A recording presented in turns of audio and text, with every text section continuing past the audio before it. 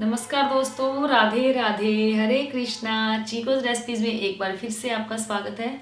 तो आज मैं आपको सुनाऊंगी कार्तिक महात्म्य का 14वां अध्याय।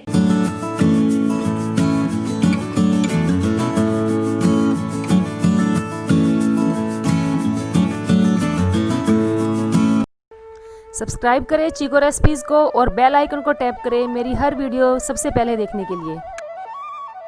तो 13वें अध्याय में हमने पढ़ा कि जो जलंधर है और भगवान श्री हरि विष्णु है, दोनों में युद्ध हुआ और भगवान श्री हरि विष्णु जलंधर का जो बल है देखकर बड़े प्रसन्न हुए और उन्होंने उनसे वर मांगने को बोला।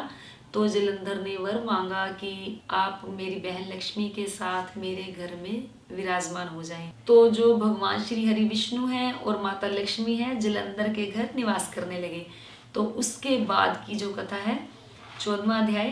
कार्तिक मास का आज लिखू 14वां अध्याय। श्री हरि कृपा करे श्रद्धा प्रेम बढ़ाए। हे राजन, इस प्रकार उसको धर्म पूर्वक राज्य करते देखकर देवता क्षुब्ध हो गए।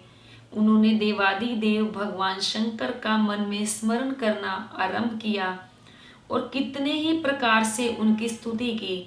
तब भक्तों की कामना पूर्ण करने वाले शंकर जी ने नारद जी को बुलाकर देव कार्य करने की इच्छा से उनको देवपुरी भेजा। शंकर भक्त नारद भगवान शंकर की आज्ञा से देवपुरी में गए। इंद्र आदि सभी देवता व्याकुल हो शीघ्रता से उठकर श्री नारद जी की स्तुति करने लगे। उत्कंठा भरी दृष्टि से सबने नारद जी की ओर देखा, अपने सब दुखों को कहकर उन्हें नाश करने की प्रार्थना की। तब नारद जी ने कहा, मैं सब कुछ जानता हूँ, इसलिए अब मैं दैत्यराज जलंधर के पास जा रहा हूँ। ऐसा कह देवताओं को आश्वासन देकर श्री नारद जी जलंधर की सभा में आए।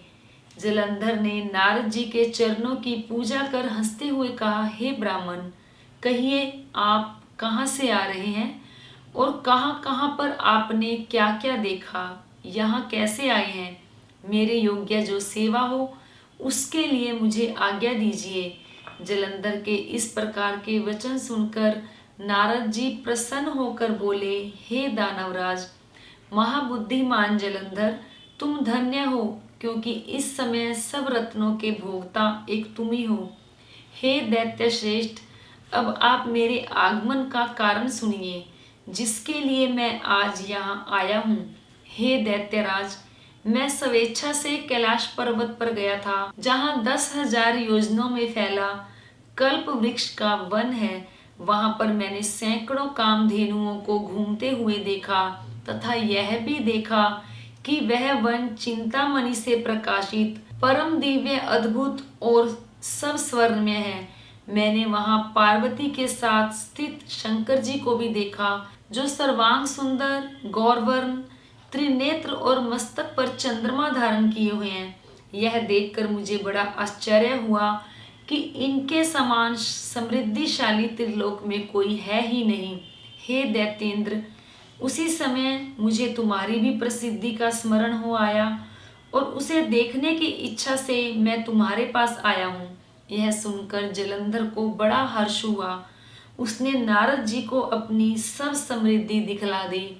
उसे देखकर देवताओं का कार्य करने के इच्छुक शिव प्रेरित नारद ने जलंधर की बड़ी प्रशंसा की और कहा, निश्चय ही तुम त्रिलोकपति होने के योग्य थे। तुम्हारे लिए ऐसा होना कोई विचित्र बात नहीं है।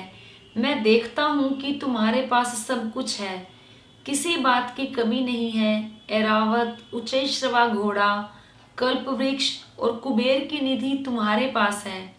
मणियों और रत्नों के ढेर भी तुम्हारे पास लगे हुए हैं।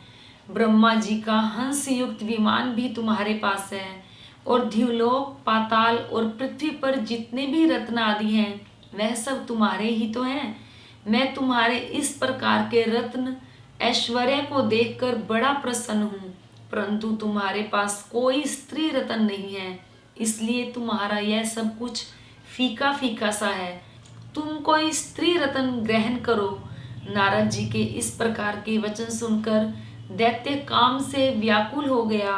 उसने नारद जी को प्रणाम करके पूछा कि ऐसी स्त्री कहाँ मिलेगी जो सब रत्नों में श्रेष्ठ हो। यदि ऐसा रत्न कहीं मिले तो मैं उसे अवश्य लाऊंगा।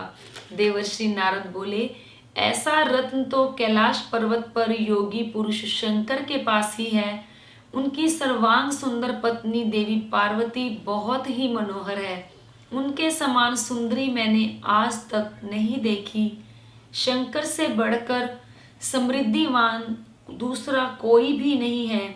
उनके इस रत्न की सी महिमा तीनों लोकों पर कहीं भी नहीं है। तभी तो परम विरक्त आत्मा राम शंकर भी उनके वश में हो गए हैं। देवर्षि नारद उस दैत्य से ऐसा कहकर अन्य कार्य करने की इच्छा से आकाश मार्ग से चले गए। तो ये था 14वां अध्याय जो मैंने आपको सुनाया। तो चलिए अब सुनाती हूँ आपको कार्तिक महात्म्य का 15वां अध्याय। श्री विष्णु भगवान की कृपा हो सब पर अपरंपार। कार्तिक मास की कपिल करे 15वां विस्तार। राजा पृथु ने नारद जी से पूछा, हे नारद जी, तब दैत्यराज ने क्या किया, वह सब मुझे विस्तार से बतलाइए। नारद जी ने बताया कि उनके चले जाने पर जलंधर ने अपने राहु नामक दूत को बुलाकर कैलाश पर जाने की आज्ञा दी और कहा कि वहां पर एक जटाधारी शंभु नामक योगी रहता है। उससे मेरा ऐश्वर्य कहकर उसकी सर्वांग सुंदरी भामिनी को मेरे लिए मांग लाओ। यह सुनकर वह दूत शिवजी के स्थान पर पहुंचा, परंतु नंदी ने उसे सभा के भीतर जाने नहीं दिया, किंतु वह अपनी उग्रता से शिव की सभा में चला गया और शंकर के आगे बैठकर उनकी आज्ञा ले सब संदेश कह सुनाया। फिर तो राहु नामक दूत के ऐसा कहते ही भगवान शूल पानी के आगे पृथ्वी फोड़कर एक शब्द वाला पुरुष प्रकट हो गया, जिसका सिंह के समान मुख था और जो कि मानो दूसरा नरसिंह था। वह दौड़कर राहु को खाने चला तो राहु बड़े जोर से भागा, परंतु उस पुरुष ने राहु को पकड़ लिया। फिर उसने शिवजी की शरण ले अपनी रक्षा मांगी तो शिवजी ने उस पुरुष से राहु को छोड़ देने को कहा। तब उसने कहा, मुझे बड़े जोर की भूख लगी है, मैं क्या खाऊं? तब महेश्वरी ने कहा, यदि तुझे भूख लगी है तो शीघ्र ही अपने हाथ पैरों के मांस का भक्षण कर लो। शिवजी की आज्ञा से वह पुरुष अपने हाथ और पैर के मांस का भक्षण कर गया। अब केवल उसका सिर मात्र शेष रह गया। तब उसका ऐसा कृत्य देख शिवजी ने प्रसन्न होकर उसे अपना आज्ञाकारी मानकर अपना परम प्रिय गण बना लिया और कहा कि मेरी पूजा की तरह अब तेरी भी पूजा सदैव होती रहेगी, और जो तेरी पूजा नहीं करेगा वह मेरे प्रिय नहीं होगा। शिवजी से ऐसा वर पाकर उस पुरुष को बड़ी प्रसन्नता हुई। उस दिन से वह शिवजी द्वारा स्वीकृति मुख नामक गण होकर स्थित रहने लगा। तो ये था 15वां अध्याय जो मैंने आपको सुनाया। उम्मीद करती हूँ जरूर पसंद आया होगा। तो लाइक करें, शेयर करें, चैनल को सब्सक्राइब करना बिल्कुल ना भूलें। हमेशा की तरह अपने सुझाव देते रहें। आज के लिए इतना ही, फिर मिलते हैं। धन्यवाद। हरे कृष्णा।